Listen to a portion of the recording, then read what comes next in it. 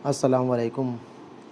मैं Munawwar Hussain M Hussain Urdu classes में एक बार फिर से आप लोगों का इस्तकबाल करता हूँ, खैर मकदम करता हूँ।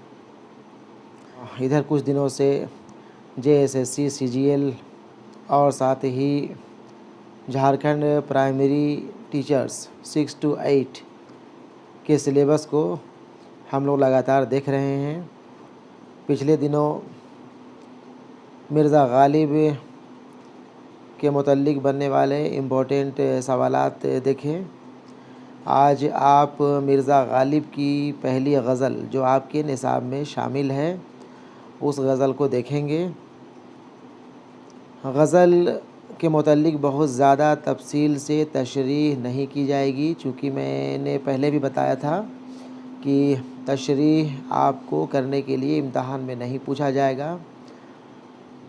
आपको जो सवालात पूछे जाएंगे वो ऑब्जेक्टिव सवालात होंगे और उसमें तशरीह करके समझना ये कोई ज़्यादा ख़ास ज़रूरी नहीं है। आप यहाँ पे कुछ बातों को समझ लें जिससे आप को इम्तहान में इंशाअल्लाह फ़ायदा पहुँचेगा, ठीक है ना। तो गज़ल देखें। गज़ल का एक एक शेर आप ध्यान से देखेंगे और मेरी बातों को सुनेंगे भी, ठीक है। मिर्ज़ा गालिब की पहली गज़ल जो आपके निसाब में शामिल है, उस गज़ल का पहला शेर है, दिले नादां तुझे हुआ क्या है, आखिर इस दर्द की दवा क्या है, ठीक है ना। अब अगर यह शेर आपको इम्तहान में पूछ दे और फिर 4 शायरों का नाम दे दे तो वहाँ पे यह कन्फ्यूज़न हो सकता है कि यह शेर मिर्ज़ा गालिब का है या फिर किसी और दूसरे शायर का है।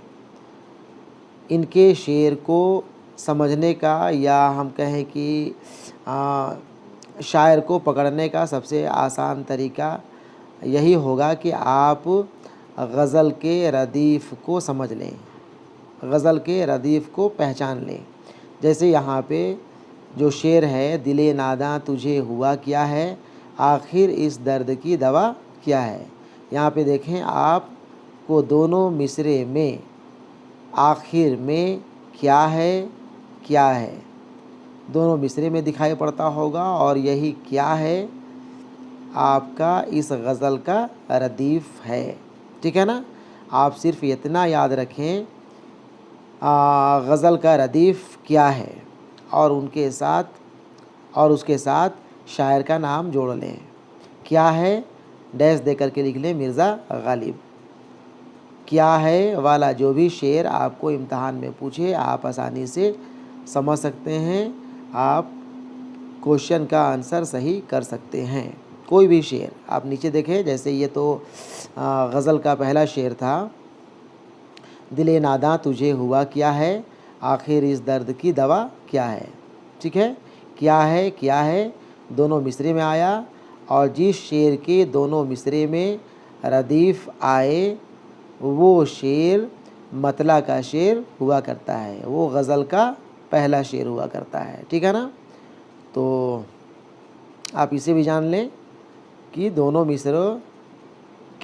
मिसरों में इस्तेमाल होने वाला रदीफ़ वो मतला का शेर हुआ करता है। बाकी आप दूसरा, तीसरा, चौथा या जो भी बकिया शेर देखेंगे आपको सिर्फ़ दूसरे मिसरे में ही रदीफ़ लफ्ज़ या अल्फाज दिखाई पड़ेगा, ठीक है ना। जैसे दूसरा शेर देखें, हम हैं मुश्ताक और वो बेज़ार, या इलाही ये माजरा क्या है, ठीक है ना। यहाँ पे क्या है सिर्फ़ आपको शेर के दूसरा मिसरा में रदीफ़ आ रहा है। इसी तरह आपको जो भी शेर यहाँ पे दिखाई पड़ते होंगे सिर्फ़ दूसरे मिसरे में ही आपको रदीफ़ अल्फाज दिखाई पड़ेगा। आप क्या है याद रखें और उसके साथ सिर्फ़ मिर्ज़ा गालिब का नाम याद रख लें, ठीक है। आगे देखें। और एक चीज़ मतला का जो शेर हुआ करता है उस शेर में रदीफ़ के ठीक पहले वाला जो लफ्ज़ हुआ करता है वो काफ़िया हुआ करता है। और काफ़िया भी आपको मतला का शेर में दोनों मिसरा में दिखाई पड़ेगा। ठीक है, जैसे यहाँ पे दिले नादा तुझे हुआ क्या है कि ठीक पहले हुआ आया, आखिर इस दर्द की दवा क्या है।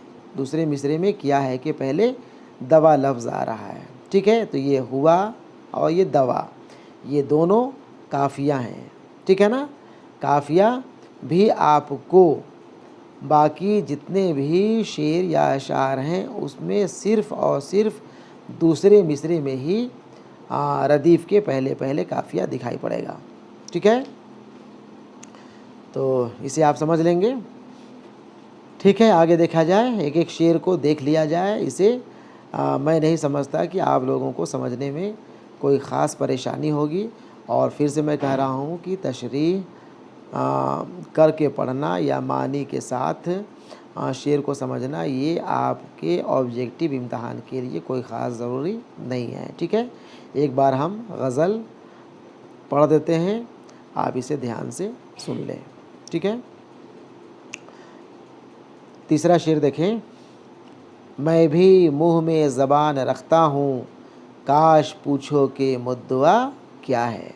ठीक है ना, काश पूछो कि मुद्दआ क्या है। मुद्दआ वो चीज़ जिस पर दावा हो, मिल्कियत हो।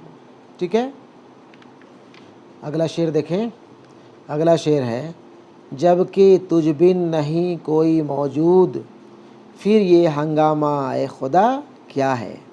ठीक है ना, बिल्कुल आसान ज़ुबान में कहा गया यह शेर है। जबकि तुझ बिन नहीं कोई मौजूद, फिर ये हंगामा ए खुदा क्या है। अगला शेर देखें। ये परी चेहरा लोग कैसे हैं, ये परी चेहरा लोग कैसे हैं, गमज़ा व इश्वा व अदा क्या है। गमज़ा व इश्वा व अदा क्या है। गमज़ा के मानी होते हैं नाज नखरा, माशुकाना अंदाज़। ठीक है ना, इसी तरह इश्वा के मतलब अंदाज़ हुआ करते हैं। ठीक है ना। अगला शेर, शिकन जुल्फ़ अंबरी क्यों है, शिकन जुल्फ़ अंबरी क्यों है, निगाह चश्मे सुरमा सा क्या है। निगाह चश्मे सुरमा सा क्या है। यहाँ पे शिकन जुल्फ़ अंबरी के मतलब काली कस्तूरी सी महक वाली जुल्फ़। ठीक है ना, काली कस्तूरी सी महक वाली जुल्फ़ होगा। और फिर निगाह चश्मे सुरमा, खूबसूरत आँखों में लगे काजल का नज़ारा। ठीक है, अगला शेर देखें। अगला शेर है, सब्ज़ा व गुल कहाँ से आए हैं, अब्र क्या चीज़ है, हवा क्या है। ठीक है, अगला शेर, हमको उनसे वफ़ा की है उम्मीद, जो नहीं जानते वफ़ा क्या है। ठीक है ना, एक एक शेर ध्यान से देखेंगे, आप इसे आसानी से समझ जाएंगे। अगला शेर, हाँ भला कर तेरा भला होगा, हाँ भला कर तेरा भला होगा, और दरवेश की सदा क्या है। जान तुम पर निसार करता हूँ, मैं नहीं जानता दुआ क्या है। आखिरी शेर को हम लोग मक्ता का शेर कहते हैं, ये आपको पता ही होगा। यहाँ पे शेर देखें। मैंने माना कि कुछ नहीं गालिब, नाम आ गया ना, मिर्ज़ा गालिब का तखल्लुस आ गया, गालिब। इसी से आप समझ जाएंगे कि यह गज़ल का आखिरी शेर है। मैंने माना कि कुछ नहीं गालिब, मुफ्त हाथ आए तो बुरा क्या है। आखिरी शेर गज़ल का, जो कि मक्ता का शेर कहलाता है। तो यह गज़ल का आखिरी शेर था।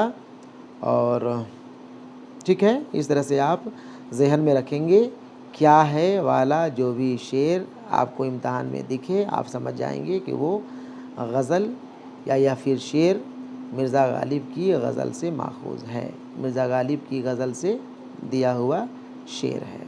ठीक है, और ठीक है, बाकी मैं समझता हूँ जो इससे सवालात पूछे जाएंगे आप उसे आसानी से कर लेंगे। ठीक है, फिर इसके आगे एक और गज़ल इनकी पढ़नी है, उसे भी हम लोग इंशाअल्लाह बहुत जल्द पढ़ लेंगे। ठीक है, ठीक है, अल्लाह हाफ़िज़।